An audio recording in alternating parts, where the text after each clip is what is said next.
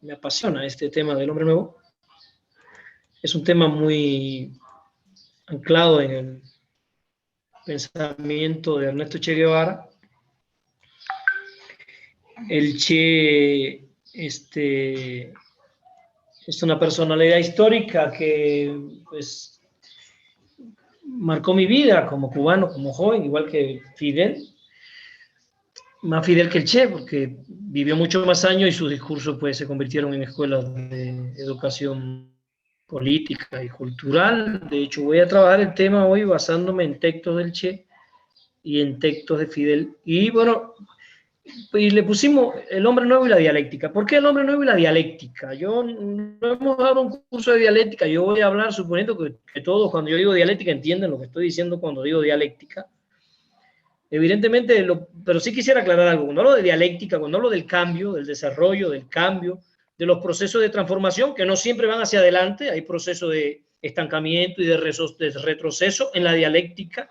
Yo sí quisiera que entendiéramos que hay una dialéctica del mundo material, una dialéctica de las cosas que no están en nuestra mente, como la estrella nuestra más cercana, que es el Sol, una enana amarilla.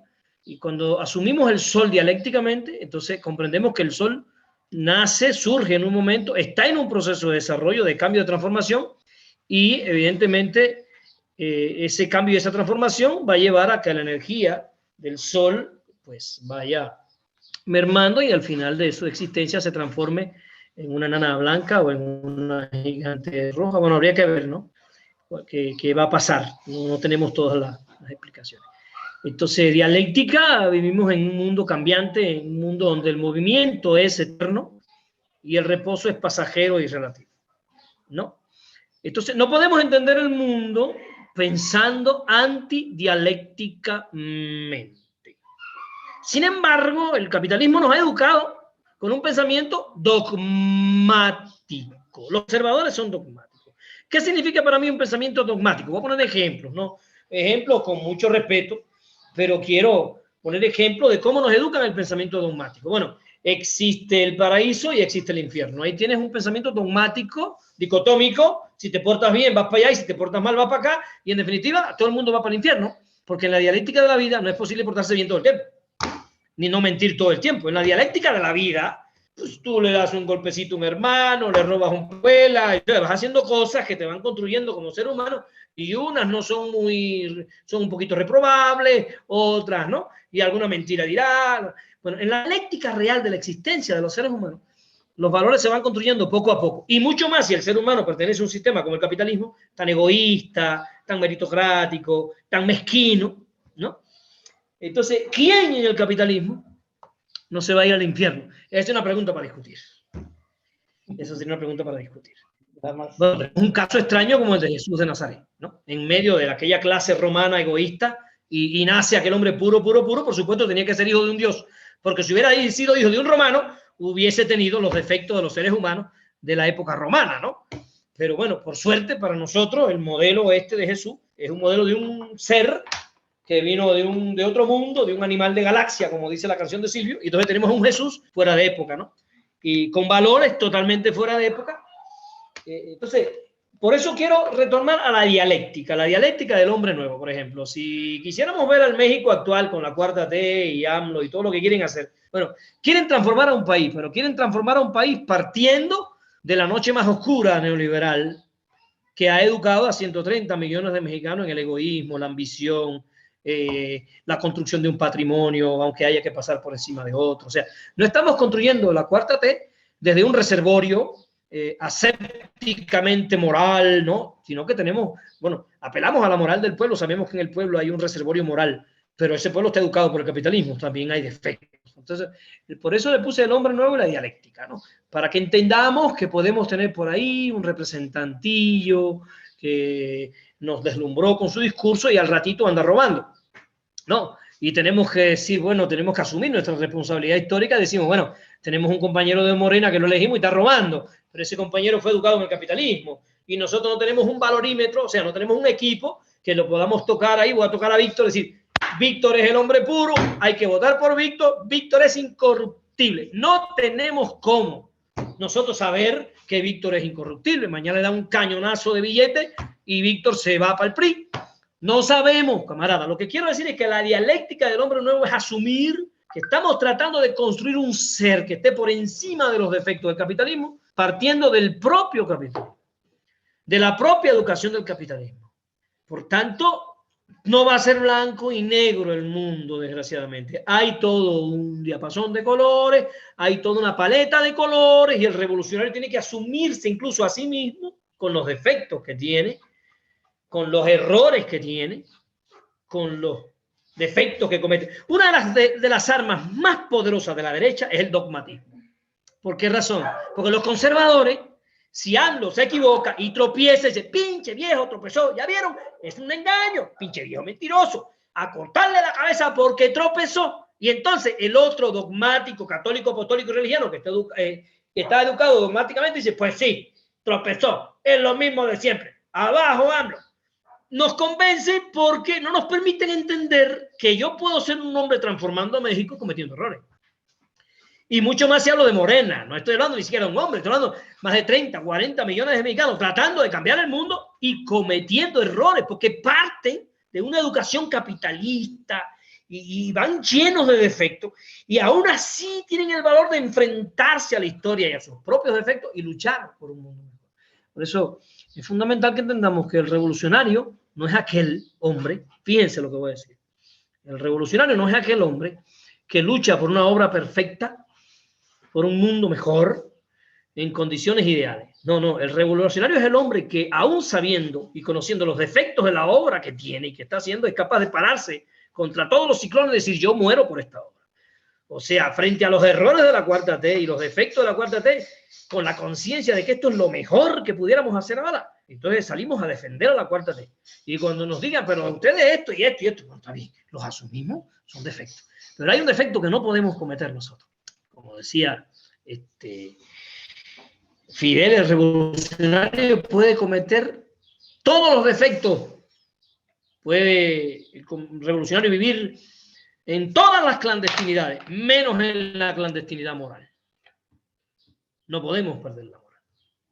Y hoy lo vamos a ver como un elemento fundamental del hombre nuevo. Cuando AMLO hace una convocatoria moral, no está haciendo cualquier cosa. Está apelando a algo superior incluso al tiempo histórico que estamos viviendo. Porque el tiempo histórico de México no es el tiempo de la moral, es el tiempo de la corrupción, del robo descarado del patrimonio por el neoliberalismo. El neoliberalismo es el sistema más amoral que hemos conocido en la historia. Y en medio de esa noche neoliberal se levanta un hombre en México hablando y enarbolando un discurso profundamente ético. Porque es importante reconocer que AMLO no se está levantando a decir vamos a todos pertenecer a la clase media, a aumentar la riqueza nacional, todo, no, no. Él está diciendo, por el bien de todos, primero los pobres. Es un discurso ético. Tiene un denominador común con el discurso de Jesús. Fenomenal. Fenomenal. Por el bien de todos, primero los pobres. O sea, él no está contra la riqueza, está contra la pobreza. Y evidentemente eso ya implica algo fundamental en la construcción de un hombre nuevo. Lo vamos a ver. Yo tomé algunas notas. Voy a aclarar desde el primer momento. Todas las citas que voy a poner hoy en la presentación son textuales o del texto del Che, El socialismo y el hombre nuevo. No sé si conocen ese texto. Es un texto fundamental de la obra del Che que se llama... El nombre completo es El socialismo y el hombre en Cuba. El socialismo y el hombre en Cuba. Es un texto que el Che escribe en un vuelo de avión, es una carta que le escribe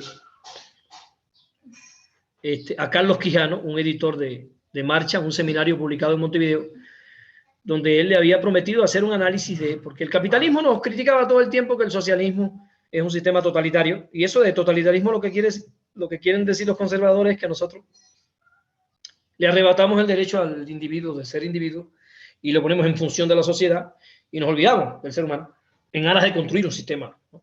Y el Che en esta carta pues destruye totalmente todos estos argumentos falaces de la burguesía. Y se acerca a su concepción de lo que sería un hombre nuevo. Cuando yo digo un hombre nuevo, y como usé la palabra dialéctica, no estoy diciendo que vamos a romper un huevo y va a salir un comunista. ¿No?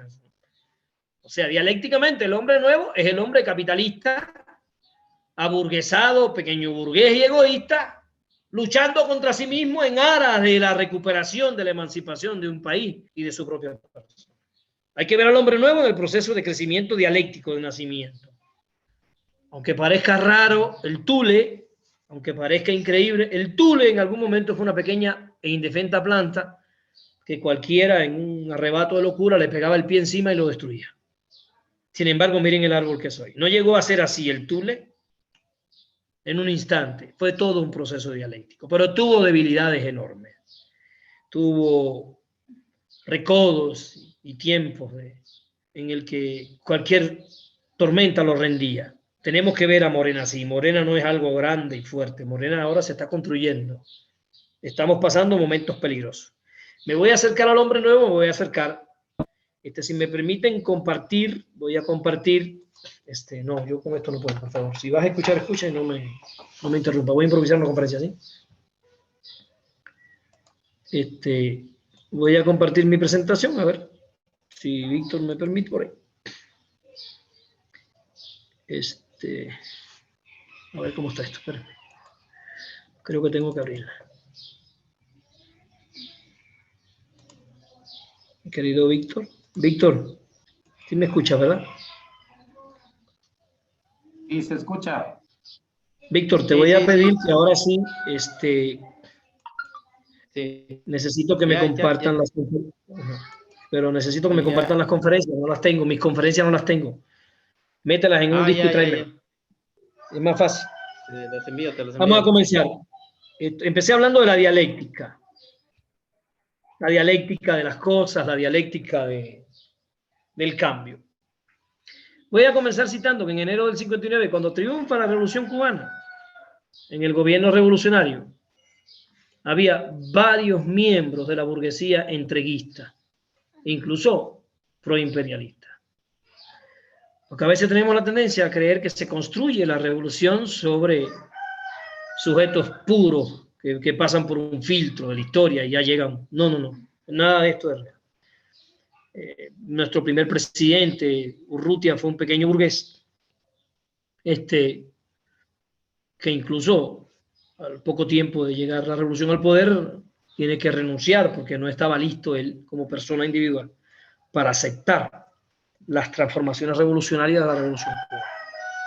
Y así pasó con muchos sujetos a lo largo de la historia de la revolución cubana que traicionaron a la revolución, que no estaban listos para entender el cambio, que no estaban a la altura de su tiempo, cuyo egoísmo individual estaba por encima del sacrificio que se puede hacer para salvar a un país del desastre, ¿no?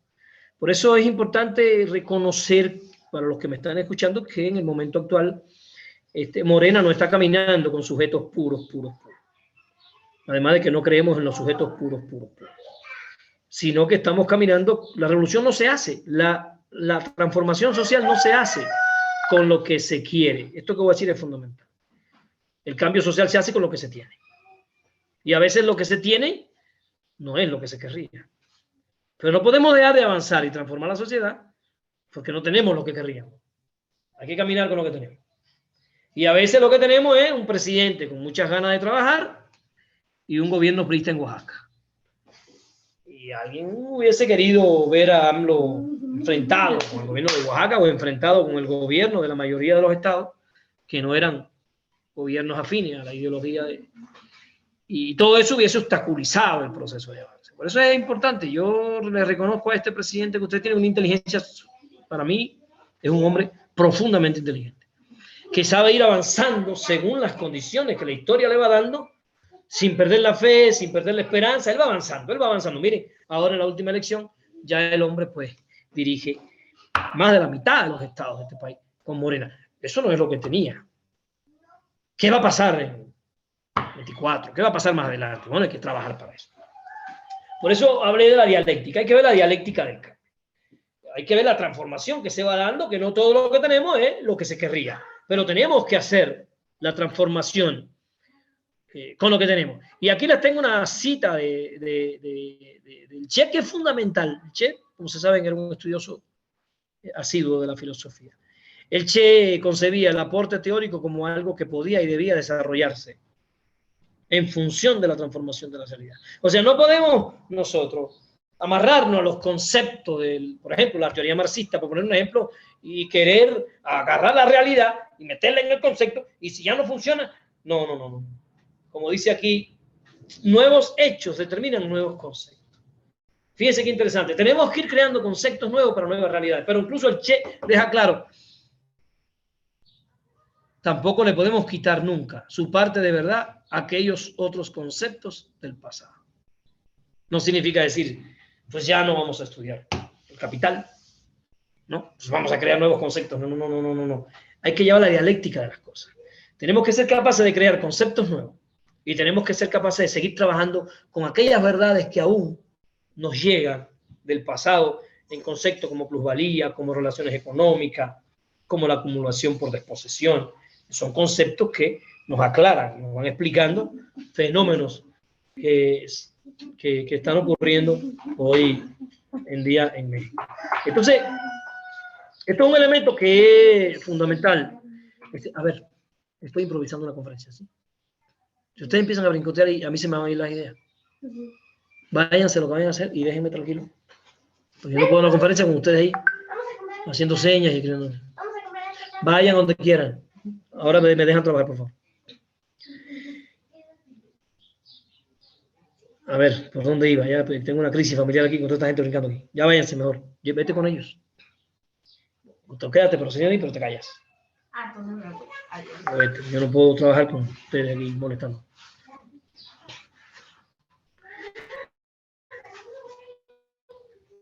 Ya llegué otra vez. Entonces, un elemento fundamental que nosotros tenemos que considerar es, porque estaba yo aquí en la conferencia y estaban todos mis hijos ahí con la pizarra escribiendo cosas que querían. No puedo estar leyendo la pizarra y... Pero bueno, ya se fueron a la tienda. Sabe Dios qué. Yo decía, una de las cosas que nos han heredado los dogmáticos, y es importante que regresemos a los dogmáticos que AMLO llama conservadores. Porque el conservadurismo es un nicho del dogmatismo.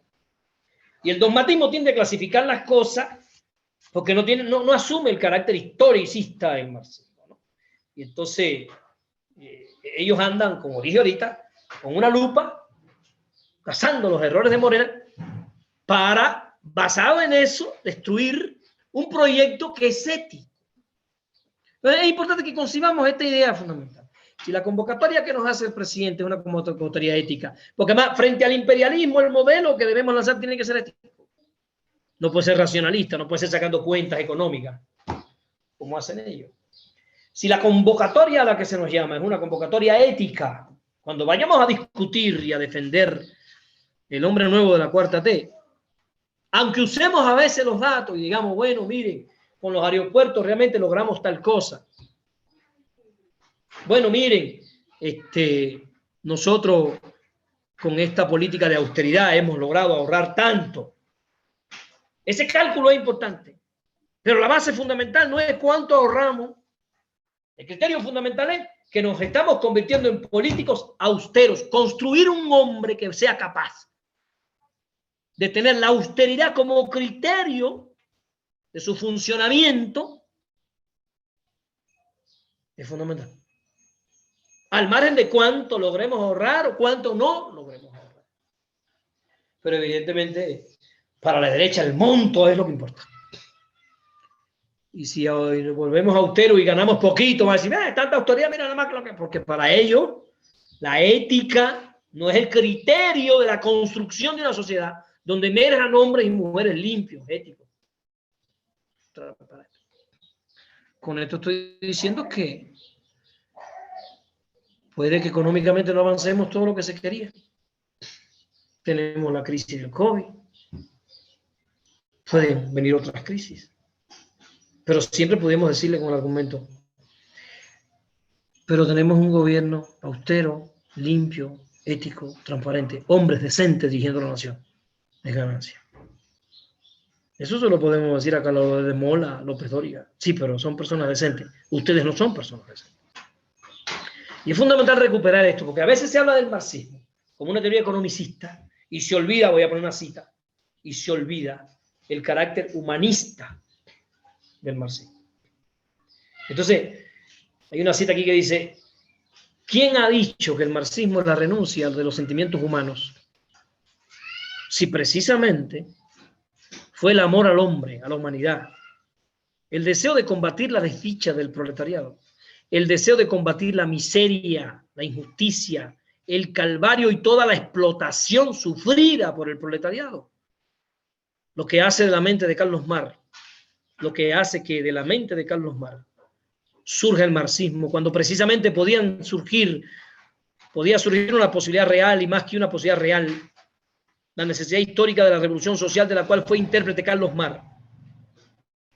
Pero ¿qué lo hizo ser ese intérprete? Sino el caudal de sentimientos humanos de hombres como él, como Engels, como Lenin, etc.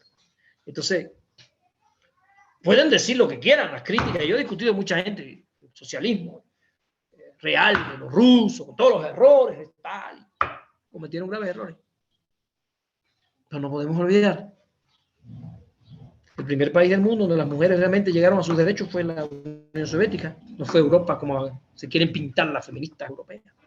Las primeras mujeres que ganaron un salario igual que los hombres fueron las rusas. Las primeras mujeres del mundo que tuvieron licencia para un derecho a salario. Un año, hoy en Cuba, un año, la mujer que se alivia, tiene un año de licencia con sueldo, sin que nadie le quite el trabajo. En México son 45 días. No es más ético. Entonces a veces se nos olvida. Y tenemos que recuperar, porque partimos del egoísmo del capitalismo. En la cuarta T estamos partiendo del egoísmo del capitalismo. Y cuando descubramos un representante egoísta que se corrompe y venga a Loret de Mola a darnos discursos de moral, tenemos que decirle, este hombre fue educado por ustedes y tú eres un corrupto. Tú eres parte de esa educación egoísta. Chayotero que se llenó los bolsillos engañando a este pueblo y viene a darnos clases de moral ahora. Como si esta gente que traiciona los hubiéramos criado en nuestra cuna y hubiesen mamado nuestros pechos. Son educados por el sistema y es muy normal. Hay que ser dialéctico. Tenemos que estar listos para esperar traiciones y corrupciones de nuestros propios. Tenemos que estar listos para eso. No podemos pensar que nos vamos a morir si mañana descubrimos que algún compañero en el que confiamos ya no es merecedor de nuestra confianza porque hizo algunas transillas por ahí para sacarse un dinero extra. Porque tenemos que saber que dialécticamente estamos partiendo del egoísmo, pero nos movemos hacia la. Por eso la convocatoria es ética, es moral. Por eso el hombre nuevo es un hombre con otra moral. Pero no es una moral que llega por decreto. Eres de Morena, ya tienes otra moral. No se llega a eso por decreto. Ahorita vamos a ver. Es todo un proceso histórico, dialéctico, de educación. Entonces, las condiciones materiales de la sociedad importan. Sí. Determina. Pero también tenemos que reconocer que hay condiciones morales. Por eso él dice, estas características no son las únicas ni suficientes para llevar a la práctica una revolución. Además, se demanda de la acción consciente de la vanguardia, de las masas. Sin estas no puede realizarse la revolución. Me voy a tener aquí un momento. Podemos tomar el caso de Colombia, si quisiéramos hacer una red. Están en la calle. Se fueron acumulando tensiones en la sociedad colombiana que explotan. El detonador fueron las medidas neoliberales, pero no fueron las medidas neoliberales las que originaron la convulsión social, no nos confundamos. Ninguna medida puede generar eso que está ocurriendo en Colombia. Esto que está ocurriendo en Colombia es una acumulación histórica de tensiones que explotan con las medidas neoliberales. O sea, hay condiciones materiales que generan el descontento.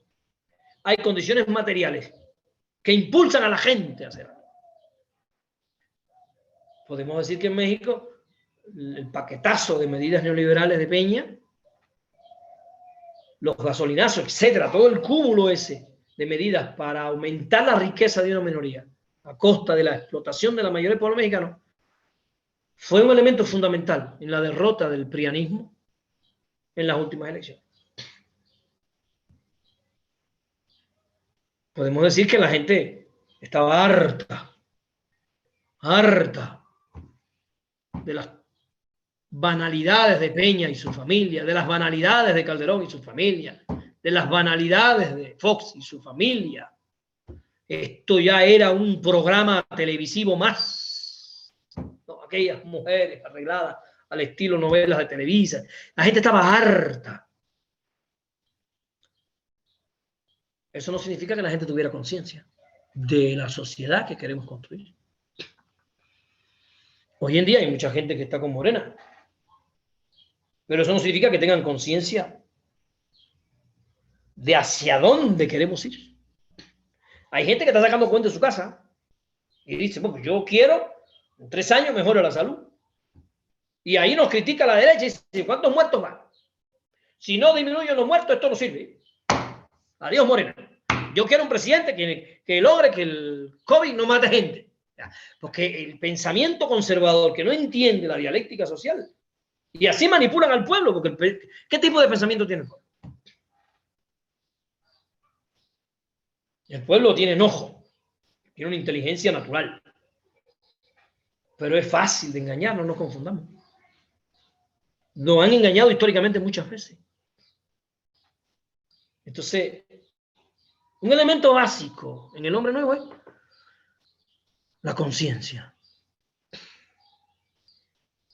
la comprensión, comprender no solo de cuál es la raíz de los males, sino comprender hacia dónde queremos ir.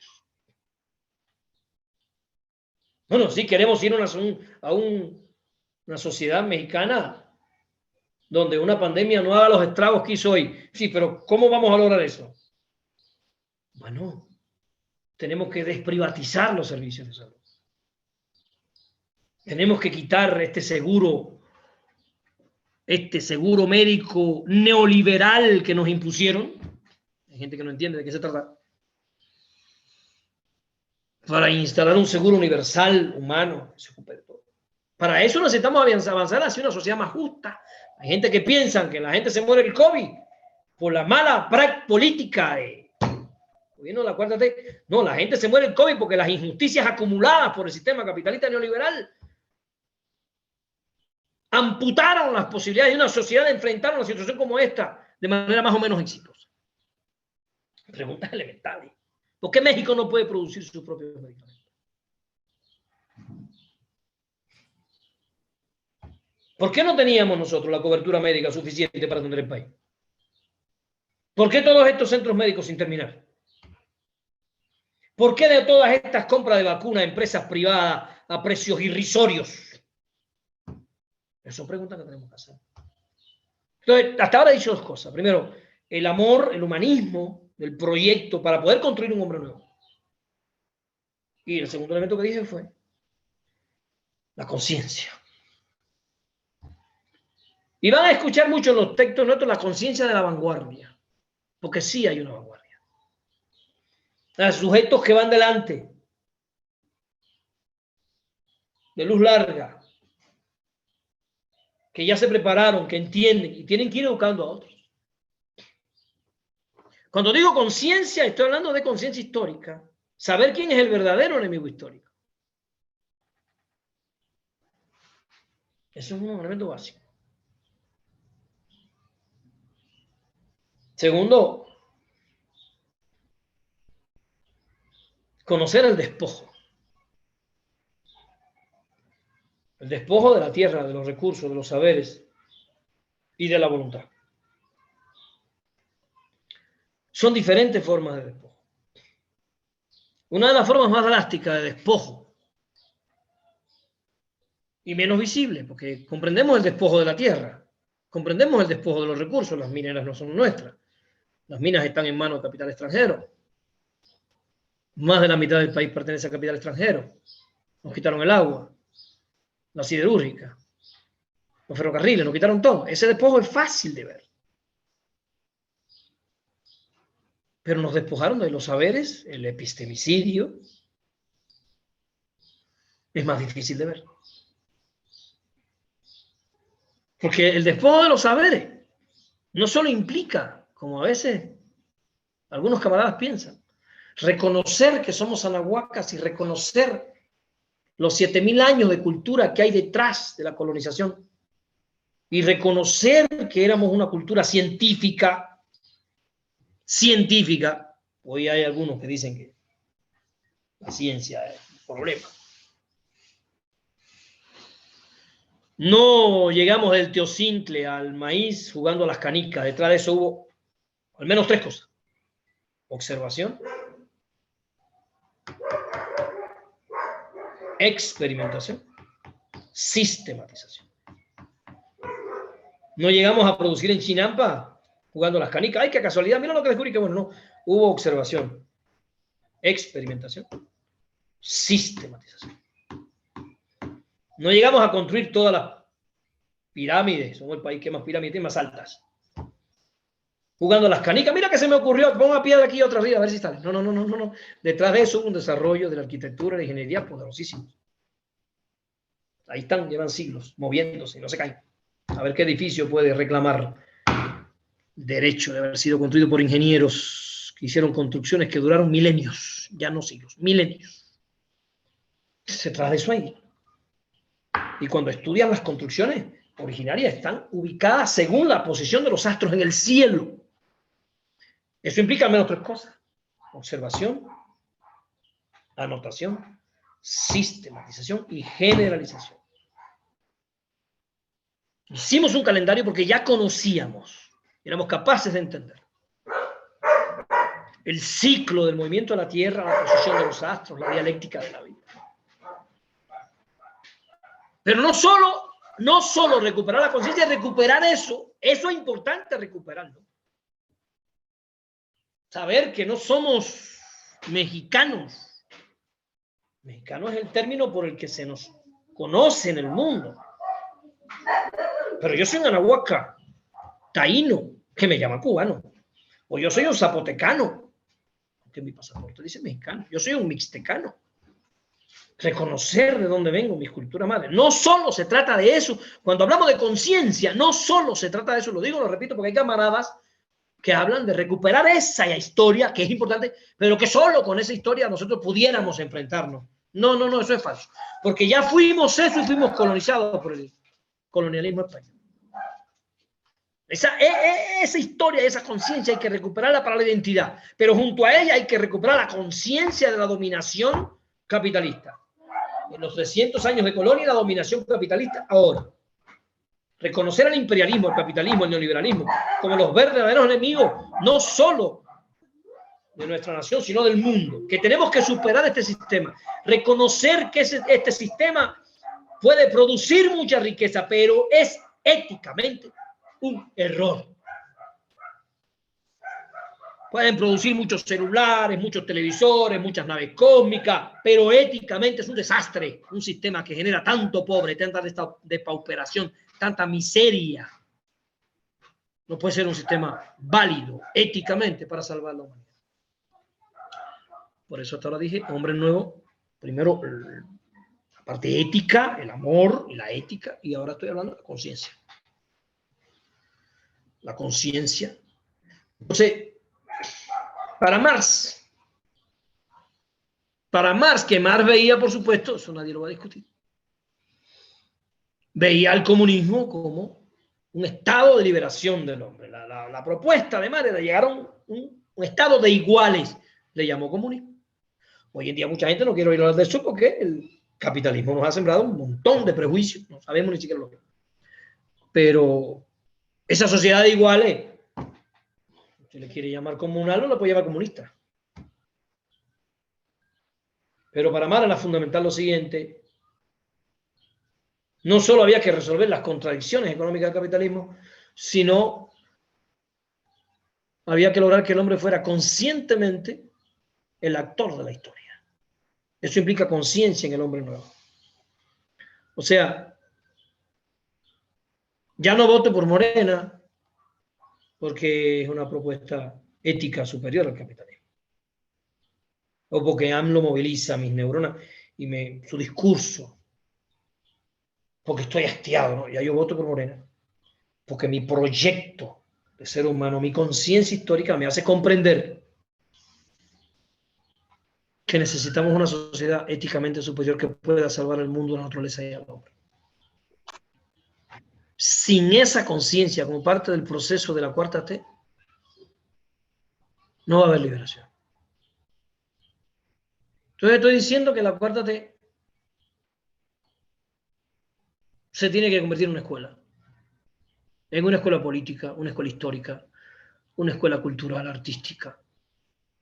Tenemos que llenar los gobiernos de la cuarta T de cultura, de arte, de sensibilidad, de amor y de conciencia. Tenemos que preguntarle a nuestros representantes, porque no podemos caer en el mimetismo con la estructura burguesa esta de, bueno, llegué al poder y hago lo mismo que todo el mundo. Así no. Yo estoy pensando que podemos llenar la fiesta de nuestros pueblos, que comúnmente son fiestas para la borrachera, para alcoholizarse, para andar correteando atrás del cura, atrás de la construcción simbólica católica. Cuando vas a los pueblos y dices, ¿dónde está? Y le llamamos a eso cultura originaria, no es originaria. Está muy lleno de cultura impuesta por la colonización. Y a veces llegas a los pueblos y preguntas, ¿dónde está la cultura emancipadora acá? ¿Dónde están las actividades de la biblioteca, de las escuelas, de los centros culturales? ¿Dónde están las puestas en escena de teatros contra el machismo? Pues tenemos que reconocer. Entonces, un acto consciente, la conciencia. Estamos también hablando de la conciencia de todas las formas de dominación. Sin eso no vamos a construir un hombre nuevo. Es fundamental reconocer, y esto está en el texto del Socialismo y el Hombre en Cuba, cuando el Che nos dice, la revolución no es únicamente una transformación de las estructuras sociales, ahora agrego yo, para acabar con la pobreza. No es solo una transformación de las instituciones del régimen de opresión para acabar con la opresión. La revolución es, y fundamentalmente es, una profunda y radical transformación de los hombres, de sus conciencias, sus costumbres, sus valores, sus hábitos, de sus relaciones sociales. Y aquí voy a hacer una pregunta que es una pregunta polémica y problemática para nosotros mismos los que nos sumamos a la cuarta T. Bueno, estamos haciendo 100 universidades constituyentes para que entren los jóvenes pobres, pero estamos haciendo una crítica a sus currículas. Estamos construyendo currículas universitarias donde se recupere este humanismo, este amor, donde se pueda construir ese nuevo hombre y esa nueva mujer. Pues estamos haciendo lo mismo que en otras universidades, pero ahora con otro nombre. Es fundamental esta discusión, porque si asumo que el proceso de transformación tiene que ser una transformación radical de los seres humanos, ahorita lo vamos a ver, pero me tengo que virar hacia la educación y preguntarle a la educación, ¿y ustedes qué están haciendo para cumplir con esta tarea? No estamos diciendo convertir a la escuela en un espacio de idolatría a la cuarta T. Estamos diciendo que la escuela tiene que recuperar una ética emancipadora y liberadora. Tenemos que educar en una ética diferente. No puede ser la misma ética. Y si no va a ser la misma ética, entonces no pueden ser las mismas clases, ni los mismos exámenes, ni las mismas formas de organización. Porque la escuela que hemos heredado y que estamos heredando es una escuela profundamente meritocrática. Se estimula a aquel que en solitario y por su propio esfuerzo va delante de los demás, sin importarle el destino de los otros. ¿Quieres algo más individualizante? Quieres un sujeto más robinsoniano que aquel sujeto que saca 10 y se va feliz, y al lado el otro reprueba y dice, no hay problema, yo me esforcé. Yo me esforcé y me esfuerzo y está con mi 10. Porque yo tengo que pensar en este que sacó 8. No me está de huevón ahí jugando viendo el fútbol. Esa es la lógica de la educación capitalista. Individuos desconectados unos de otros son más fáciles. Por eso estamos explicando que la base fundamental del hombre nuevo, según la idea de Guevara del Che, es la educación. Porque la educación va a producir un cambio de conciencia, un cambio de forma de pensar, un cambio de la cosmovisión, de la manera de ver el mundo. El capitalismo instala proyectos ficticios, ¿no? Programa de escuela segura. Te pones a estudiarlo y está totalmente alienado con la lógica del sistema. Es alienar más. No puede el capitalismo construir una educación ética, porque él no es un sistema ético. Una nueva educación ética tiene que ser construida por educadores que se organizan conscientemente, como vimos en la plática pasada, para resistir la dominación desde propuestas curriculares diferentes. Por eso no podemos pensar en el hombre nuevo sin educación. Ahí ven al Che, en los momentos de descanso en la guerrilla, estudiaba, en la mochila cargaba libros, siempre estaba estudiando. Porque el Che decía, y esto viene del socialismo y el hombre nuevo, esto es una cita textual, dice, el ejemplar humano enajenado tiene un invisible cordón umbilical que le liga a la sociedad en su conjunto, la ley del valor. O sea, en el capitalismo el ser humano crece como un ente capitalista, ligado al capitalismo, egoísta, ambicioso, buscando el éxito personal. Esa es la educación que nos da el sistema. Y evidentemente todos los aspectos de su vida, como él lo dice aquí, la ley del valor actúa en todos los aspectos de su vida. Va modelando su camino y su destino. Este es el hombre que nosotros estamos tomando para hacer la cuarta T. Y muchas críticas que nos hace la derecha al comportamiento de algunos camaradas son correctas. Las respuestas que damos no son las correctas. Tenemos que decirle, estamos de acuerdo con ustedes. No es una persona limpia. Pero ¿quién responde frente a esta educación enajenante y alienante que lo educó de este modo? Yo. Acabo de llegar con una intención humana y ética, y tú vienes a decirme, mira este tipo. ¿Y quién lo educó? ¿En qué sistema se educó? ¿Quién construyó sus escuelas, sus currículas, sus relaciones de vida? ¿De dónde viene este sujeto? ¿Qué responsabilidad tiene el sistema? Ninguna. Es muy fácil no entender la dialéctica de la sociedad y empezar a criticar a la cuarta T, fumigar. La destruimos si aceptamos ese tipo de discusión. Tenemos que estar harto, mente claro. Y el Che nos decía, refiriéndose al hombre que estaba construyendo la sociedad mejor, él decía, creo que lo más sencillo es reconocer su cualidad de no hecho, de producto no acabado. Y él mismo reconoce las taras del pasado se trasladan al presente en la conciencia individual. Y hay que hacer un trabajo continuo para erradicarlas. Muchos camaradas de la Morena van a sacarnos la educación capitalista constantemente. Tenemos que estar discutiendo y autoeducándonos y volver a discutir. ¿Para qué? Bueno, compañero, porque el Che nos estaba alertando. Estoy hablando de los inicios de la Revolución Cubana. No existían, la sociedad de espectáculo no tenía ni los mecanismos, ni el poder enajenante que tiene ahora. Aquellos campesinos cubanos sin radio, sin celulares, traían el enojo de su miseria. Qué fácil era trabajar con ellos. Digo fácil entre comillas, ¿no? Educarlos, sumarlos a la causa.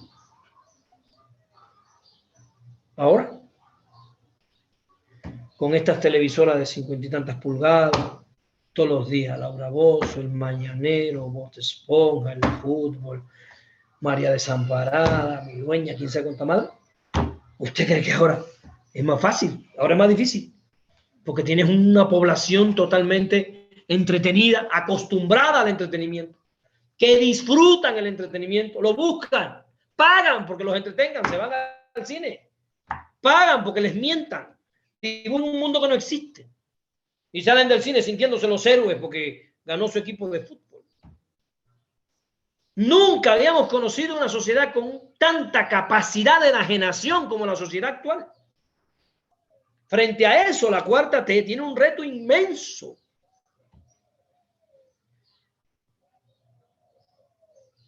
Y todos esos malos hábitos van a estar regresando y regresando y regresando y regresando. Hay que estarse autoeducando todo el tiempo. Por eso el hombre nuevo y la dialéctica de la liberación, esos dos temas no los podemos separar, porque nos vamos a estar liberando todo el tiempo. Y llegarán nuevas tareas, nuevos retos. Y como dice el Che, hay un doble proceso. Por un lado, la sociedad, con su educación directa o indirecta, y por el otro, el individuo tratando de conscientemente cambiar. Aquí lo vemos a él en la guerrilla en África, en el Congo, trabajando con los compañeros todo el tiempo, dando clases, educándose, discutiendo, formando una nueva forma de concebir la sociedad.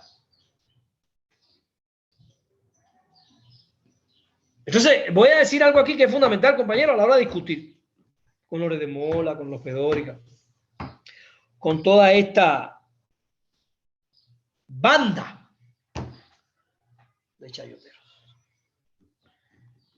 La nueva sociedad, dice el Che, en formación tiene que competir muy duramente con el pasado.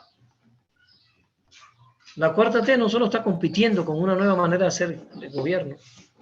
No se trata solo de lo que está haciendo el gobierno austero, ¿no? Se trata que estamos compitiendo con un pasado porque los sujetos vienen educados en ese pasado. Se formaron moralmente en ese pasado.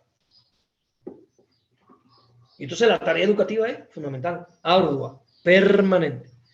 Permanente. Que está educando, convenciendo, explicando. Yo tengo un grupo de filosofía para niños. Todos los lunes estoy con los niños.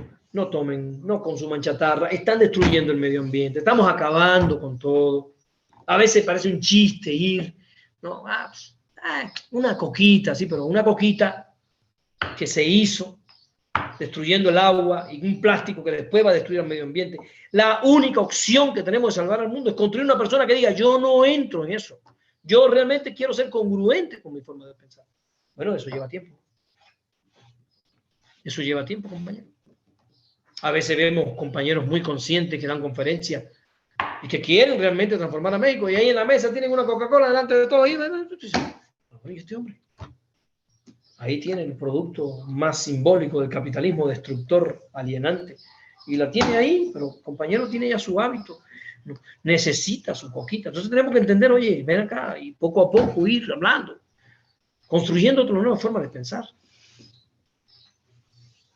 Entonces, decía el Che, este pasado que nos forma en hábitos, en gustos, en costumbres, incluso en proyectos de vida, porque nuestros proyectos de vida están construidos en ese pasado. El Che nos dice, esto se hace sentir no solo en la conciencia individual,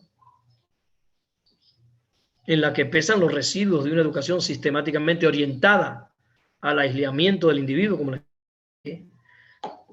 sino también se hace sentir por el carácter de este proceso de cambio, en el que persisten, por supuesto, las relaciones mercantiles de producción que siguen alienando a los seres humanos.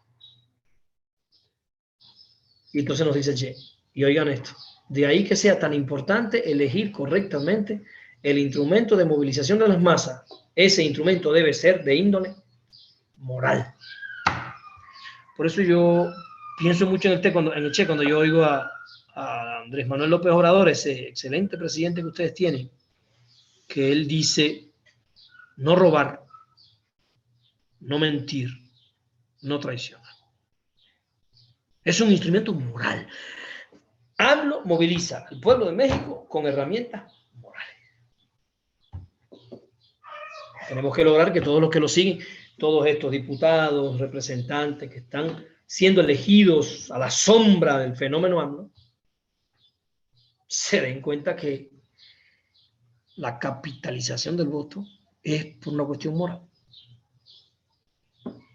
Tenemos necesariamente que construirnos a nosotros mismos como sujetos morales al servicio de un ideal, de un proyecto de nación.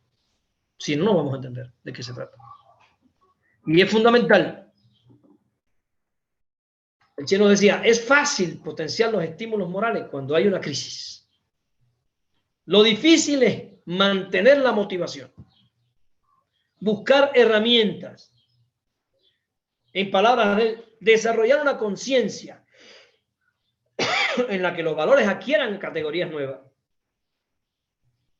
Por eso la sociedad en su conjunto se tiene que convertir en una gigantesca escuela moral. Ahí yo veo la importancia trascendental de las mañaneras. Que evidentemente las mañaneras, cada vez que la derecha conservadora, dogmática, proimperialista se siente perdida, se va contra las mañaneras.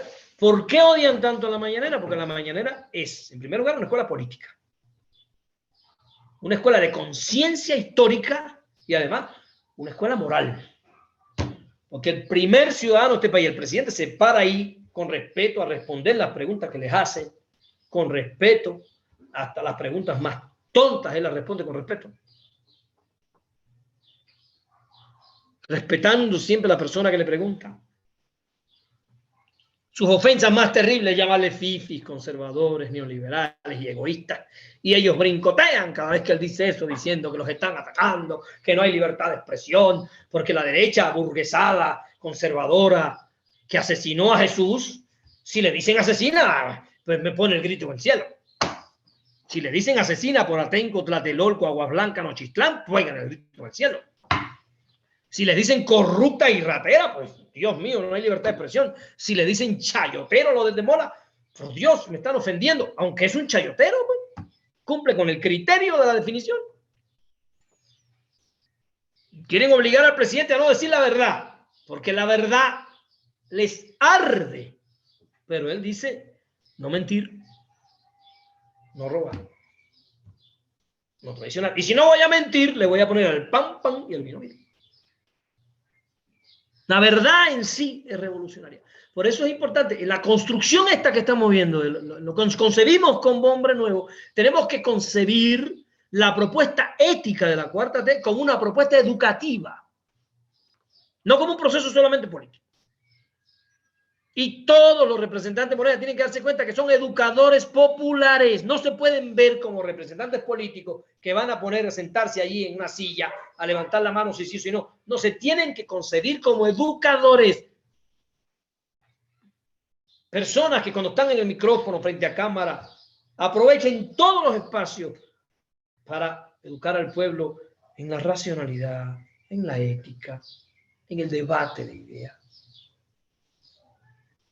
Yo creo que hay que entender esto que nos dice el Che. El cambio no se produce automáticamente en la conciencia, como tampoco se produce automáticamente en la economía. La derecha conservadora le quiere exigir a AMLO que a los 2 años ya este país sea una tacita de oro económica. O sea, ¿cómo pues? Ya quieren ver los indicadores económicos ya en las nubes. ¿Qué no dijo que iba a bajar la gasolina? Que ellos mismos subieron. ¿Qué tú crees que se puede llegar a decir? Vas gasolina para abajo, ya está abajo. Y se cae la economía de este país. Los cambios económicos no son repentinos. Y los cambios en la conciencia tampoco. Llevan tiempo. Y eso tenemos que entenderlo. Si no entendemos la dialéctica, no vamos a poder, vamos a acabar traicionando nosotros mismos la Cuarta T y perdiendo la fe. Diciendo, no, pues como dije una vez en una conferencia, no, yo voté por AMLO y todavía mi mujer no me ama. Ya no quiero la Cuarta T. No, yo voté por AMLO, pero todavía mi puerca no para. No, ya yo no quiero, yo quiero que para mi puerca. No, y como trabajé por Morena, le eché los kilos y no me han dado ni un lugarcito para que yo pueda chupar de la teta. Entonces tú trabajaste por Morena para que te dieran un carguito. Tú trabajaste en Bombonera para acomodarte en un lugarcito ahí y chupar 3 años de la teta. Eso no es un hombre nuevo. Hay un criterio, hay una frase de Martí que dibuja bien esta idea que estoy diciendo. Martí decía, la patria es aras, no es pedestal. Usted no está haciendo la cuarta T para beneficiarse. Sí, nos vamos a beneficiar en el plano social. Pero la patria es aras. Voy en aras de la transformación. No voy a buscar un pedestal para yo poner el pie y ver cómo subo. No, me encumbro. Que me vean, que me aplaudan. Miren, el gran representante del pueblo. Arriba, voten por él. No, esa no es la idea. Eso, si se hace así, eso sigue siendo un criterio burgués. Así es como los representantes burgueses endrogan y engañan al pueblo, presentándose como los grandes solutores de sus problemas desde su silla y su curul. No, eso es mentira. Para resolver los problemas de este pueblo hay que unirse y pensar como país. Pero para que el pueblo analice todo esto hay que pasar una parte de educación. Por eso las variaciones son lentas y no son rítmicas, dice el Che. Hay periodos de aceleración, otros pausados, incluso habrá retrocesos. ¿Y qué voy a hacer si hay retrocesos? Pues ya no me gusta la cuarta. Pero ¿cómo que vamos para atrás? No. Si vamos para atrás, que regrese el PRI.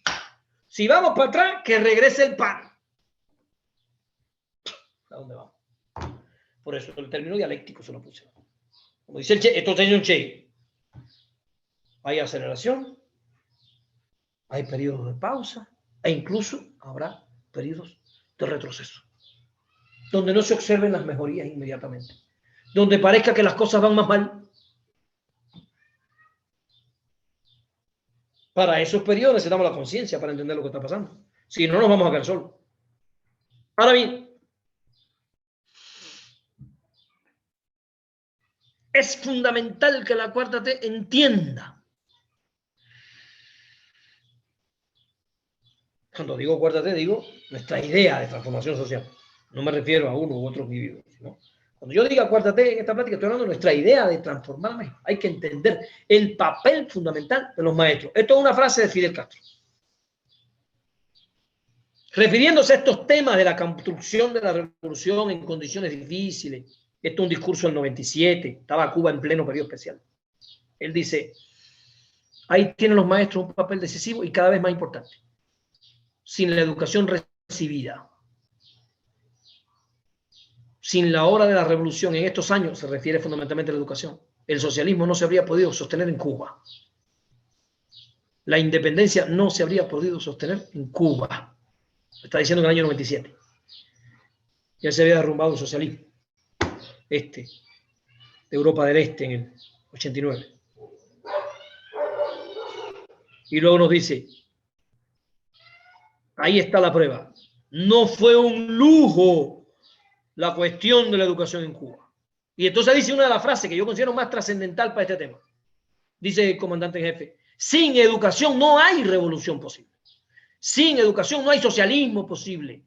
Sin educación no hay ese hombre nuevo de que hablaba el Che. Y usted puede agregar, sin educación no hay cuarta transformación. No podemos pensar en una cuarta transformación sin realmente hacer un cambio radical a nuestro sistema educativo. Es una de las deudas grandes que yo le veo todavía a la cuarta T, a AMLO,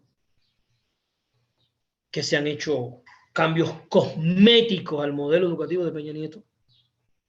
No se ha hecho realmente un cambio profundo, como sí se hizo con Cárdenas, que sí tenía claro el modelo educativo que quería, pero ahora en la cuarta T realmente, esto es una deuda que tenemos, no lo podemos asumir como una culpa, ¿no? En esto estamos todos metidos.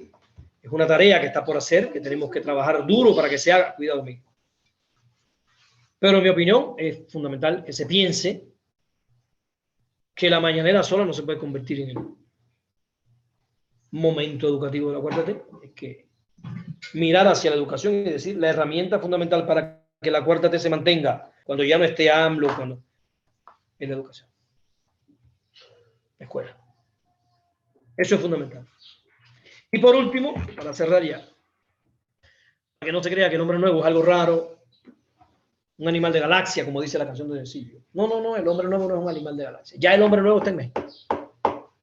Lo voy a decir aquí. Hay una frase del compañero Fidel. Dice, algunos preguntaban qué era el hombre nuevo y se puede decir que el hombre nuevo y el modelo de hombre nuevo era el Che. No hay que estarlo buscando. Aplauso. Y después dice, modelo de hombre nuevo son los cientos de miles de jóvenes y de ciudadanos cubanos, ¿no?, que cumplieron misiones internacionales, como maestros, como médicos, como combatientes, en un grado más alto de lo que habría ocurrido en cualquier lugar del mundo. Hombre nuevo hay muchos, hombres y mujeres nuevos, y los vemos todos los días, en todas partes. ¿Qué podemos decir en México de esos jóvenes y esos médicos que se han sumado a la batalla contra el COVID? Ya están construyendo el hombre nuevo. Esas mujeres, esas jóvenes, esas niñas que se están sumando a todo el proceso de transformación de la Cuarta T sin esperar más que el placer de ayudar a transformar su país, ya se está construyendo el hombre nuevo. Todos estos presidentes, diputados que llegan a sus cargos con la idea de hacer un sacrificio para que el país realmente logre salir del atraso en el que nos metieron, ya se está construyendo. Ya eso es hombre nuevo. No podemos pensar al hombre nuevo dogmáticamente como algo hecho, acabado, aquí está, te lo vendo, compro aquí. No. Igual que el ejemplo del tule, que dije, aunque parezca increíble, el tule en algún momento fue una plantita tan pequeña que incluso un pollo podía haberla picoteado y adiós tule. Tenemos que ver el proceso de construcción del hombre nuevo así. Tenemos que ir estimulando esos valores poco a poco, desde menos a más, desde las escuelas,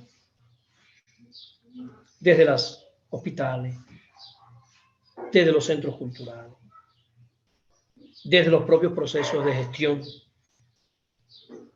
en el gobierno, los representantes que lleguen. Todos los actos de humanismo que podamos hacer, de congruencia, de transparencia, van construyendo una nueva eticidad. Van construyendo lo que pudiéramos llamar ese hombre nuevo del que hoy estamos hablando. No sé por qué se cerró mi cámara aquí, la voy a abrir.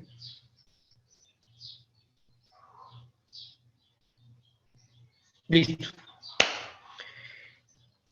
Es un tema que a mí me gusta Yo ya llevamos más de una hora.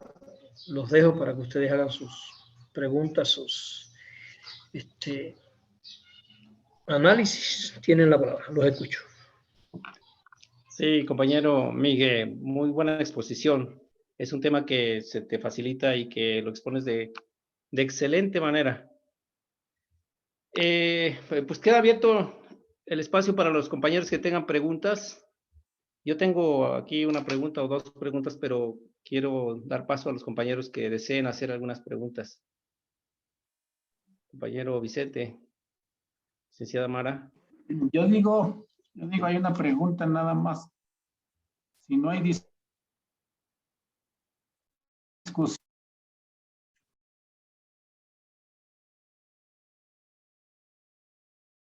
Esa sería una pregunta, no sé si esté bien.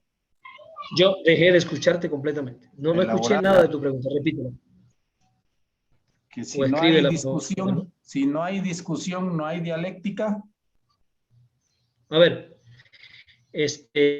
no, quiero que lo vean así. No, quizás yo debería darles un tema. Lo que pasa es que estamos tan amarrados a los temas que ya escribimos, ¿no? Hay un tema que yo una vez dije que se llama las formas de la elocuencia deliberativa. La discusión es una forma de la elocuencia deliberativa, pero puede haber una discusión con criterios conservadores, no dialécticos. Pero la discusión no es la única forma. Está la discusión, está el debate, está el discurso. Bueno, hay muchas formas y hay que ir viendo sus características. Pero la educación puede ser dialéctica. Puede ser dialéctica si se basa en, digamos, en la verdad, para dar una respuesta en la aproximación a la verdad histórica. Puede ser una discusión antedialéctica, porque tú y yo podemos ponernos a discutir aquí sobre el sexo de los ángeles. Y eso yo no le veo nada dialéctico. O tú y yo podemos ponernos a discutir aquí si Dios existe, y eso no le veo nada dialéctico. Vamos a estar discutiendo sobre prejuicios. Tú dices que sí, yo digo no. ¿Verdad? Dialéctico sería una discusión en la que yo te dijera Comprendo que tú tengas una creencia y creo que es respetable. Te respeto como ser humano. Y además, la creencia en Dios no es un obstáculo para la cuarta transformación ni para la construcción de una sociedad más justa. Porque Jesús fue asesinado por construir una sociedad más justa. Y tú me digas, bueno, ¿sabes qué? Respeto que no creas en Dios. Desde tu posición de hombre con pensamiento comunista, comprendo que tú buscas una sociedad justa, muy similar a la que buscaba Jesús. Y por eso tú y yo podemos caminar juntos la ruta de la emancipación. Tú con Jesús, tú con tu, no sé, con tu capital de Carlos Mar y yo con mi Guadalupe. Y yo decirte, me parece excelente que tú tengas a tu lado a la camarada y a la compañera Guadalupe. Porque no podemos hacer la cuarta T en México sin la camarada Guadalupe delante, con la bandera de la ética. ¿Por qué? Porque yo no estoy haciendo la cuarta transformación en Alaska ni en Cuba, la estoy haciendo en México. Y en México el papel de la compañera y de la camarada Guadalupe y la camarada Juquila es fundamental. Y la compañera Juquila no es cualquier compañera. La compañera Juquila es una compañera que se preocupa por los pobres. Y la compañera Guadalupe es una compañera que se preocupa por los pobres. Sí, pero la tienen allá en la iglesia los rateros y pedrastas conservadores. Sí, no puedo hacer responsable de la compañera Guadalupe de las cosas que hace Norberto Rivera. No me confunda. Porque la compañera Guadalupe está construida sobre la idea del camarada Jesús de Nazaret. El camarada Jesús de Nazaret no era un tonto creyendo en cuentos de hadas. Era un hombre que estaba a pie de cañón luchando por los pobres. Y para el compañero camarada Jesús de Nazaret, por el bien de todos los pobres primero. Y por eso Roma lo asesina. Bueno, ahí yo veo un pensamiento dialéctico, donde yo puedo entrar en una discusión y ver históricamente la funcionalidad de una creencia de él y una creencia mía. ¿Ya? Pero si tú nos ponemos a discutir aquí, no, que si Dios para allá y si Dios para acá, y lo arrancamos de la historia de Jesús. Y entonces yo empiezo a hablar de que la palabra de Jesús es ley y que si no es como lo dijo Jesús, así no. Bueno, ya tú entraste en el dogmatismo, tú te tragaste la Biblia y ahora la estás reproduciendo. No, discúlpame. Tú tienes que ver los textos en su momento histórico, en sus condiciones históricas. Eso es dialéctico. O sea, entender, por ejemplo, el papel fundamental que juega un proyecto de larga data como el proyecto de Jesús en el momento actual, yo creo que eso es dialéctico. Jesús sigue tan vivo ahora como en el siglo I, pero ahora Jesús tendría otros enemigos más. Ya no solo habría que expulsar a los usureros del templo, habría que expulsar a los periodistas mentirosos de la televisión con un látigo, como hizo Jesús, ¿no? Los retos de la sociedad ahora le darían a Jesús otras tareas emancipadoras, porque es otro momento histórico, ¿no? Pero aceptamos su discurso de dividir el pan y el vino. Aceptamos su discurso de lavar los pies de la compañera para acabar con el machismo de una sola vez y con la opresión de la mujer. No, hay muchos discursos de Jesús que hay que rescatarlos, porque no queremos una cuarta transformación sin ética, sin moral.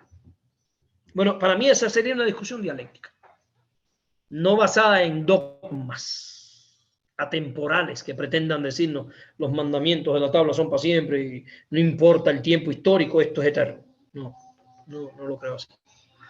Por otro lado, repito, habría que dar un tema sobre las formas de la elocuencia deliberativa, porque son varias, tienen características diferentes. Muy bien, Vicente, te mando un abrazo. Sí, compañero Miguel, tú has hablado sobre los elementos para un hombre nuevo y has hablado sobre la ética, la conciencia y también el estado de liberación, decías. Sí. Pero la cuestión práctica, la lucha, la cuestión de organización, incluso la utopía, forma parte de un hombre nuevo. Sí, yo no quise agotar el tema, pero tienes razón. El hombre nuevo es utópico. Cuando digo utópico, digo ético. O sea, AMLO es un hombre utópico. Cuando AMLO nos dice no robar, no mentir, no traicionar, no está hablando de la realidad mexicana. Está hablando de la meta a la que él avanza. Porque él sabe que está rodeado de gente que miente, que traiciona y que roba. Eso es lo que le heredaron. No le heredaron una casa limpia, se le heredaron llena de... Incluso él dice, la escalera se limpia arriba abajo. Todo eso son criterios que tienen mucho de utopía. O sea, tienen mucho de objetivo a largo plazo. ¿No? Objetivo a corto plazo y a largo plazo. A mediano y a largo plazo. Eso es fundamental. Bueno, yo no me refería a la organización y la unidad como criterios, pero son fundamentales. No, me hubiera metido yo aquí 2 horas. La organización y la conciencia. Porque organización sin conciencia es un regalo para la burguesía. Ya conocemos que hay, por ejemplo, organizaciones magisteriales sin conciencia que trabajan para la derecha. Está dividida. Es una organización muy fuerte, que la gente que cuando le digan brinca, brinca, pero sin conciencia histórica son como burros amaestrados que van detrás del opresor obedeciendo las órdenes que llegan de arriba. Toda esta destrucción de muchos sindicatos obreros que se volvieron amarillistas. Ahí estamos hablando de organización sin conciencia. Necesitamos organización, disciplina con conciencia. Hombres y mujeres que organizados y disciplinadamente obedecen criterios éticos, argumentativos, tienen una moral, no se dejan manipular por cualquiera que está ahí arriba, no se dejan obligar hacia cualquier dirección. Por eso es importante que nosotros trabajemos. Por eso yo hablé hoy de la ética y la conciencia, creo que son fundamentales en cualquier tipo de organización, pero hay que agregar eso que dice Víctor, ¿no? La organización y la disciplina. Quizás tendremos que dar un tema sobre disciplina. Me preocupa lo que ustedes estén entendiendo de disciplina, porque la disciplina burguesa y el término disciplina ha sido un término muy capitalizado por el sistema de dominación para hacerle creer al oprimido que está siendo disciplinado cuando lo que está haciendo es sometido, vejado, y él no es un tipo disciplinado, sino un tipo totalmente sometido. Yo estoy usando aquí el término disciplina en la conciencia, en el concepto gramsciano. Disciplina es autocontrol, conciencia del yo. Dominio de sí mismo, conciencia histórica. Cuando yo soy capaz de caminar a través de un sacrificio enorme en función de una utopía, como dice Víctor. Muy bien, Víctor. Qué bueno que lo aclaraste para que quede claro. La utopía también integra parte de esto, pero no lo desarrollamos todo. No es un tema que se pueda agotar.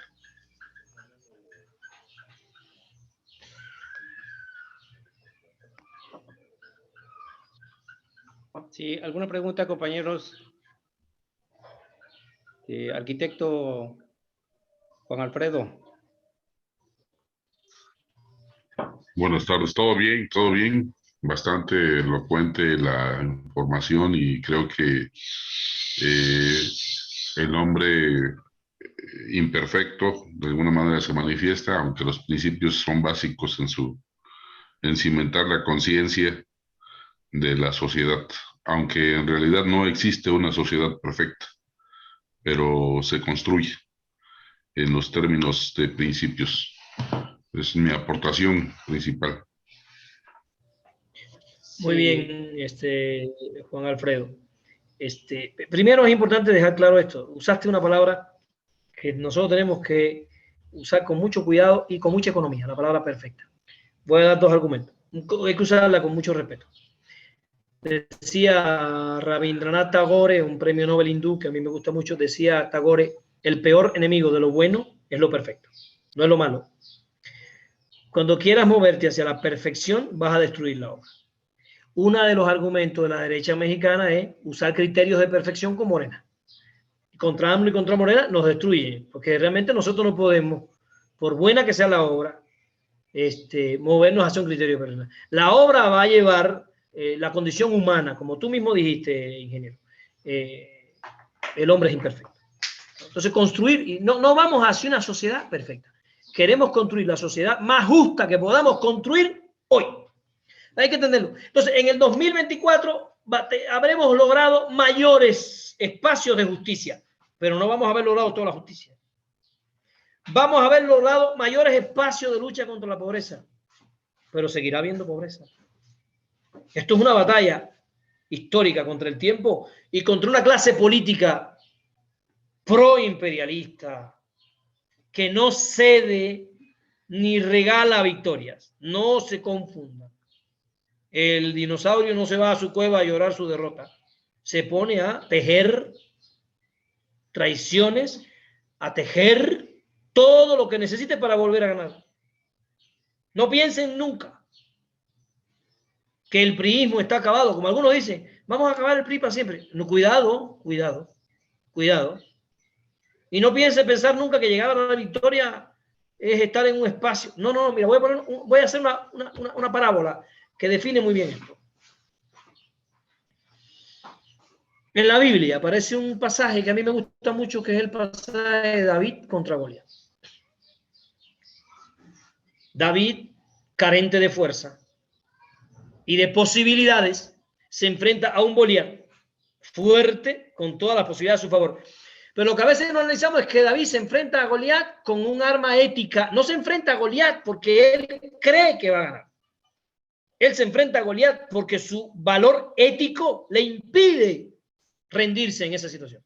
Él se enfrenta a Goliat con una arma ética. Él no cree realmente que puede, pero tiene fe porque tiene una ética. Ahora mira, se enfrenta a Goliat y lo mata. Y dicen que gobernó por muchos años con mucha sabiduría. El rey David, el que sale en la canción de las mañaneras, de esta mexicana, el que cantaba el rey David. ¡Qué bueno! Porque ahí yo veo una victoria, pero fíjate, la victoria de David fue definitoria por decreto. Mató a Goliat y se acabó el enemigo.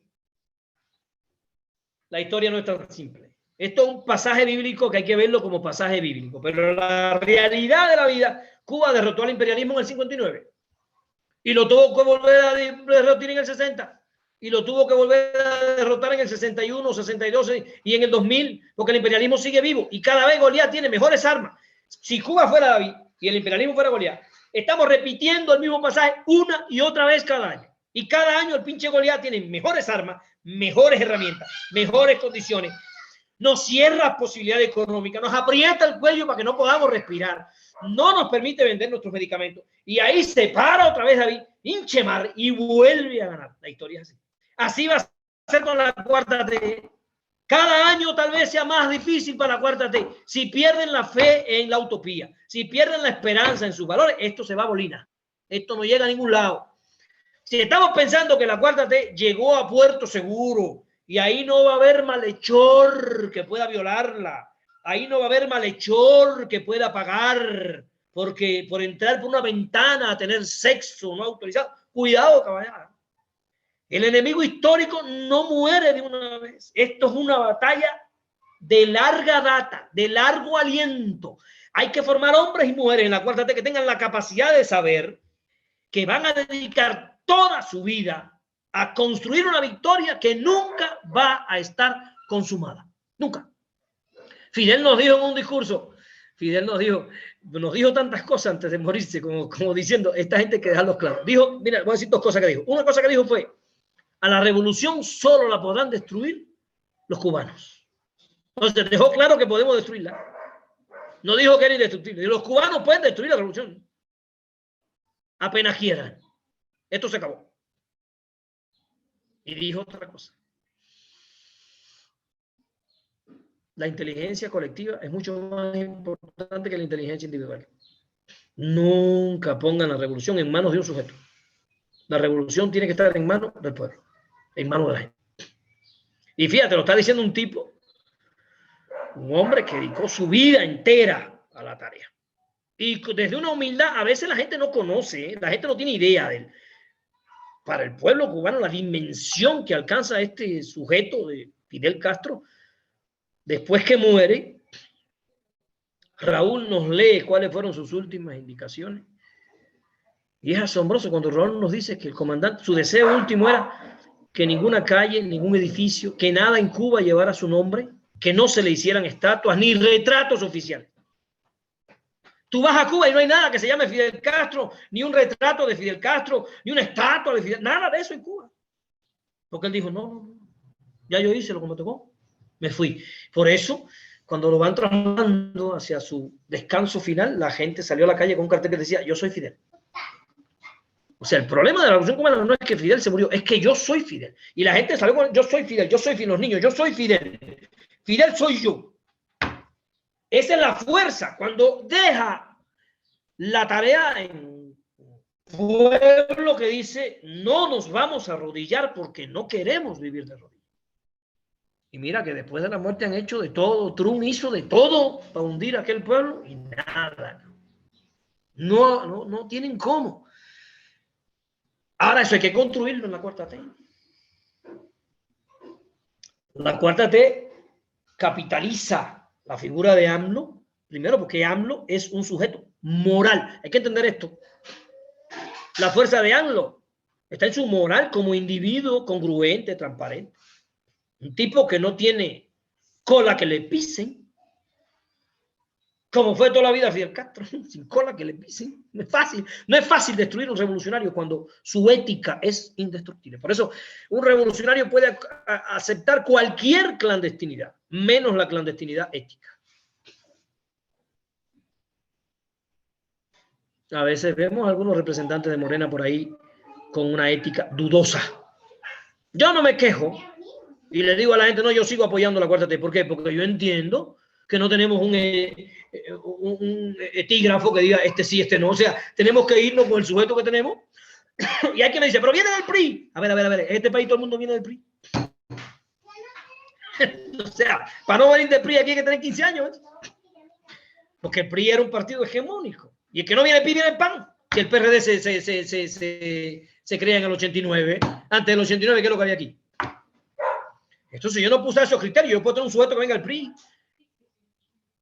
Y que venga con defectos, pues imagínate tú.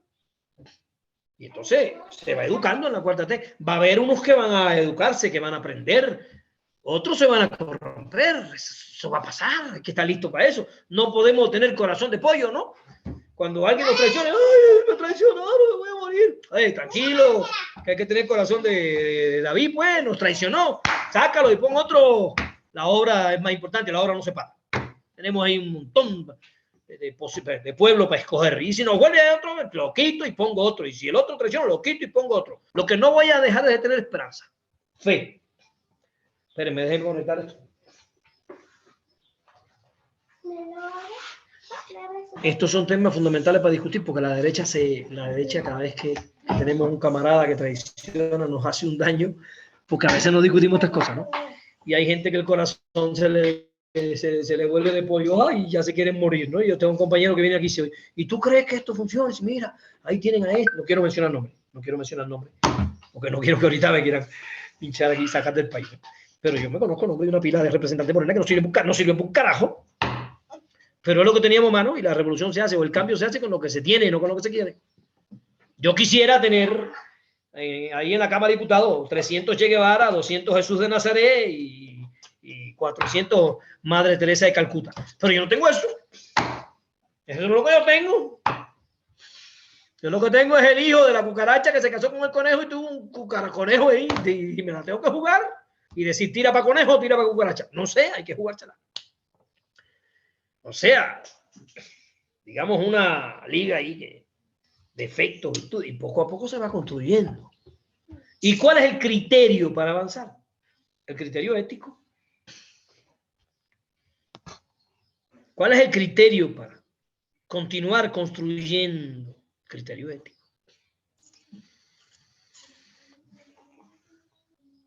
Yo lo veo así.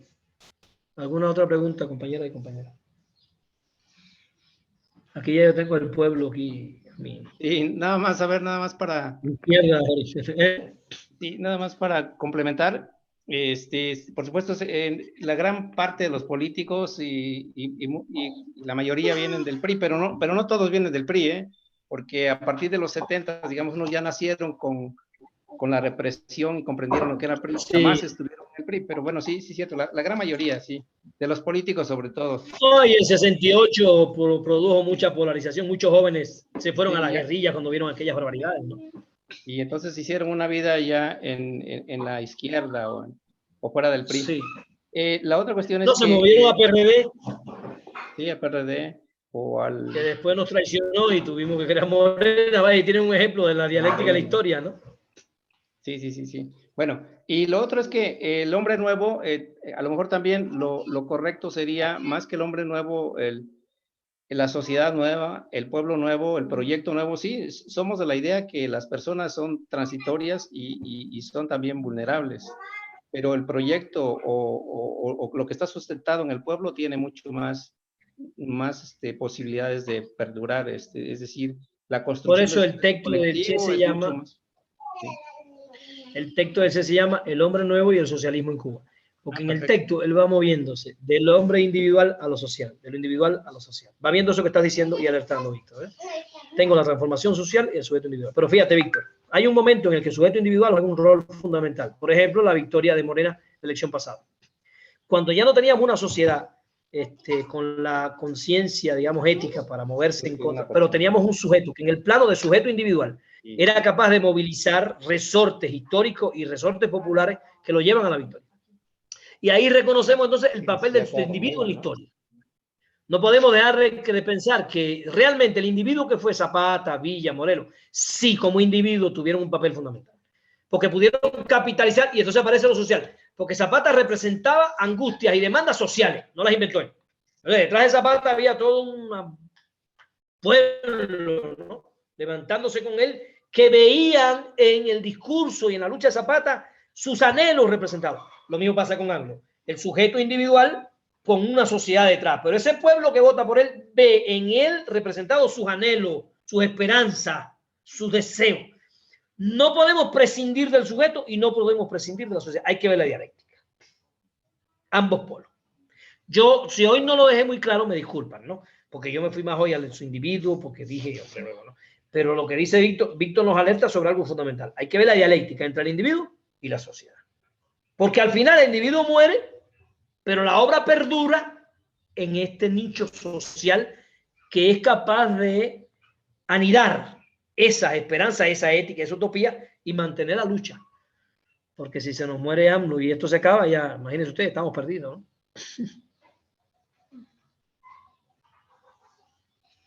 Muy bien, mi querido Víctor. Pues sí, compañeros, si hay alguna otra pregunta y si no, pues damos por concluido esta plática, charla, conferencia del doctor Miguel. ¿Les pareció bien? Compañeros. Quisiera decir, Miguel, algo dijo el presidente hoy respecto a la sociedad, se consideraba de parte de la burguesía, así lo entendí. Habría que diferenciar nada más ahí, ¿no? No escuché, se corta tu voz y no escuché. De nuevo, Arqui, de nuevo porque se cortó. Digo que decía por la mañana el presidente, hablaba sobre la sociedad prácticamente parte de la burguesía.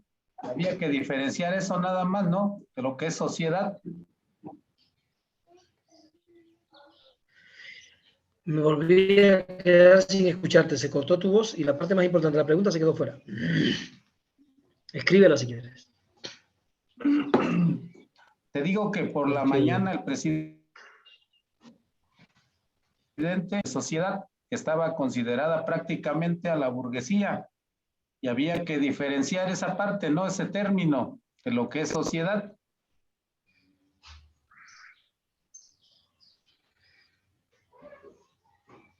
Se volvió a cortar. Sí. Lo que pasa es que no se corta y yo me quedo, me quedo sin la pregunta. ¿Por qué no la escribes de una vez? Problema. No lo dejamos también para la próxima, ¿no? Sí. El término es que tienes un problema de que tu voz se corta. Sí, creo que tengo un problema con mi internet. Sí. Toda la plática cortada. ¿La mía también se cortó? Sí, un poco, bueno. Poco menos. Qué lástima, ¿no? Cortando. A ver, de nuevo, Arqui. Pero sí lo vemos. No sé si tú me pudieras ayudar, Felipe, ahí de lo que yo trato de decir. A lo mejor tu internet está bien. A ver, más o menos parece que dice que qué diferencia hay entre sociedad y burguesía, porque pareciera ser que cuando el presidente hoy en la mañanera habló, se refiere a que la sociedad pues confunde con burguesía, o sea que la sociedad es burguesa, pues. Eso lo entendí. Algo así. Algo así el término. Okay, que... También ha estado hablando el presidente de clase mediera, también, pero... Hay una definición de Fidel de pueblo, búsquenlo. Hay una definición de Fidel de pueblo. ¿En qué libro? No, papi. En el Fidel hace sus de definiciones. la historia me como un absolverá. discurso. La historia me absolverá, ¿no? No, sí, en la historia me absolverá está. Ok. Está en la mi historia me absolverá. Busquen la definición de Fidel de pueblo. Sí, chinga, sí, sí. Y Fidel expulsa la definición de pueblo a la burguesía proimperialista. Ellos no son pueblo. Ni comen como el pueblo, ni sueñan como el pueblo, ni tienen los problemas del pueblo, ni piensan como el pueblo, ni les importa un carajo el pueblo. Y cuando digo pueblo, Fidel dijo, esta revolución es de los humildes, por los humildes y para los humildes. Lo dejó claro, porque si se pone a estar jugando... No. Ahora, las condiciones históricas de AMLO y de Fidel no son las mismas. AMLO no puede hacer una transformación de la cuarta T sin la burguesía. En México tienes que diferenciar la burguesía nacionalista, que está caminando con la cuarta T, y la burguesía proimperialista, cuyos intereses se afectaron inmediatamente, porque esta gente se llenaban con la pala grande, eran pinches rateros, pinches tranzas, vendieron empresas por miseria nada más para robarse un poco. Esta gente, o sea, yo no quiero aquí caer en el extremo marxista de pensar proletario contra burguesa. Se doy cuenta, en Cuba también hubo una burguesía proimperialista que se puso enseguida contra la revolución y se fue, y hubo otra pequeña burguesía que caminó con la revolución. Defendía los intereses nacionales. Por eso creo en Dussel cuando dice que hay que ver la revolución, primero la revolución ética, ¿no? Para acabar con la pobreza, dice Dussel. Después, la revolución para recuperar los recursos naturales. Esto no se puede hacer todo de golpe y porrazo, esto tiene que ser poco a poco. Yo no creo que AMLO pueda ponerse aquí ahora a recuperar recursos mal habidos y empezar a nacionalizar empresas, porque no dura 3 minutos ahí. Yo considero que él está siendo un hombre muy inteligente. Incluso él prometió que no iba a ir a la cacería de brujas. Empezar, tú robaste, venga, no se está buscando ese problema. Él está tratando de caminar ahora con otra, ¿no? Y hay muchas cosas que le critican a algunos extremistas de izquierda, ¿no? Que dicen que esto no es un gobierno de izquierda. Por supuesto que no es un gobierno de izquierda. Esto no es Jesús de Nazaret haciendo la revolución, ni Fidel Castro, ni Che Guevara. Esto es un gobierno centro-izquierda defendiendo intereses nacionales frente al imperialismo, con inteligencia, sin convertir al imperialismo en un enemigo fundamental. El imperialismo solo se va a convertir en nuestro enemigo. Ya vimos ahora cómo vinieron a intrometerse en las elecciones, y él fue muy ético y dejó las cosas muy claras. Vieron las respuestas que dio Ebrard, tan éticas, tan medidas para no causar problemas, ¿sí? No son las mismas condiciones de Cuba. Si hubiese sido Fidel Castro, le hubiese metido las Benjamines y sus dioses y lo hubiera mandado, ustedes saben, porque nosotros éramos una isla, no teníamos frontera con nadie, hicimos una revolución, los burgueses se fueron por su cuenta solo la mayoría, y entonces al final le podíamos decir al imperialismo sus verdades en la cara, al estilo de Fidel Castro, pero eran otras condiciones históricas. Entonces, no podemos dejar de pensar, por ejemplo, que México es un país que tiene más del 80% de su economía enganchada con la de Estados Unidos. Si a Estados Unidos le da gripa, a nosotros nos da pulmonía. Entonces, cuando uno ve a AMLO trabajando, tiene que darse cuenta que uno tiene las manos sueltas, sus manos están atadas económicamente. Allá convenios y cosas, ¿no? Y él está haciendo lo mejor que se puede en este momento histórico. A veces, compañeros, a veces me invitan, maestros, a dar pláticas, y se levantan contra AMLO y me quieren. Digo, no, tranquilo.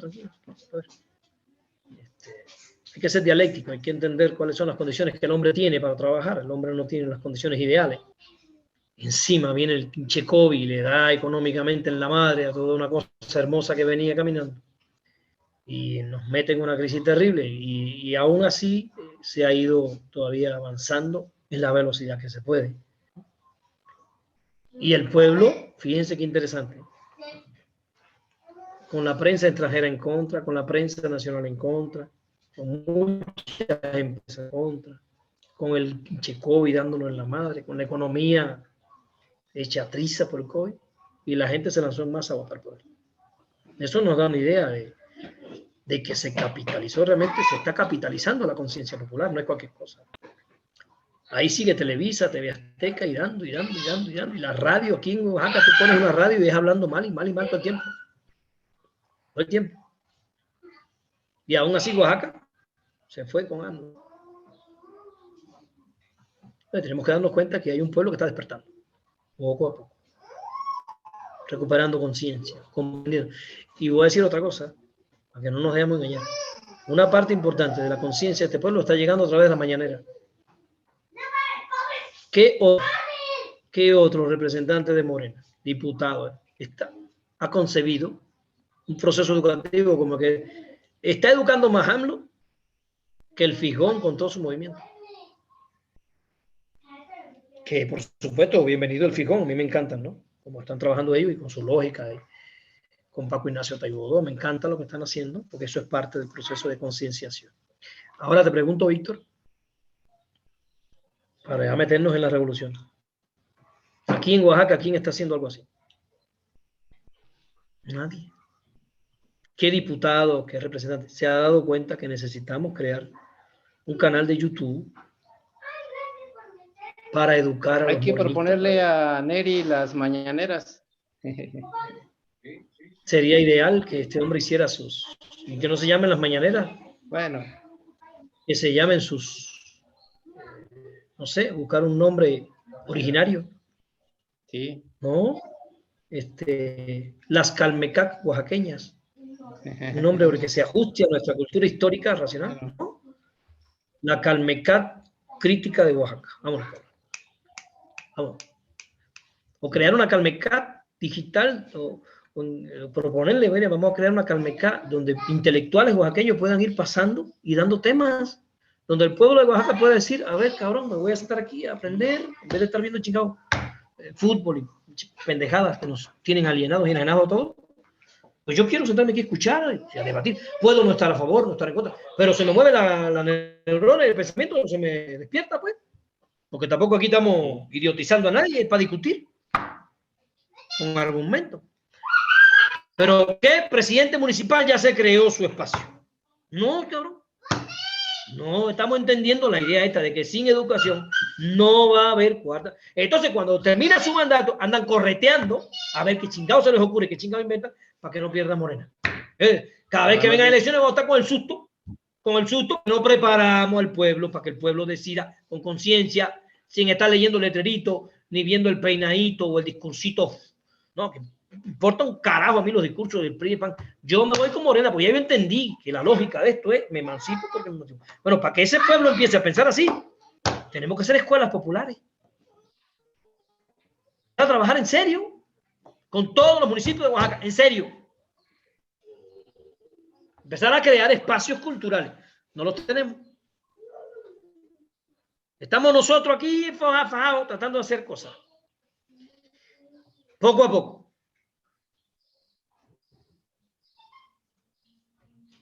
Oye, antes que te vayas, necesito que vengas a mi casa con un disco duro y me traigas las conferencias. En vez de venir a beber como vienes a acabarte el poco mezcal que tengo, que me vengas a traer las conferencias para que ya yo las tenga y las pueda publicar. La gente va a pensar que tú vienes aquí a beber. Ya estoy calundeando, mi querido David. Pavel, ven, saluda a Víctor. Mira, aquí está. Hola, Víctor. Ven, echa la cabeza para que te vea. Yo también quiero. Hola, Víctor. Dile adiós. Allá. Allá, Víctor. Ahora sí están todos mis hijos aquí. Los tres. Mira, los tres. Dile adiós. Allá. Allá. Pórtate bien, dile, cómete la papa. Allá, cómete la papa ahora. Y no tomes Coca-Cola ni comes chatarra. Dile. No comes tu Coca-Cola y nada de esa ya. Nada de chatarra que hace daño al medio ambiente. Sí. Oye, Víctor, ¿ya no vas a entrenar Sí. más? Sí, bueno, luego lo platicamos, compañero. Les mando un abrazo. Sí. Igualmente, Miguel. Gracias, Le buenas voy a dar tardes a ese señor. todos. Y Nos nos vemos en la seguimos victoria. viendo la construcción de la ¿Qué es eso? cuarta transformación. ¿Ya esta es la Así última es. mía o queda otra? Queda la última. Queda la última para que cierres.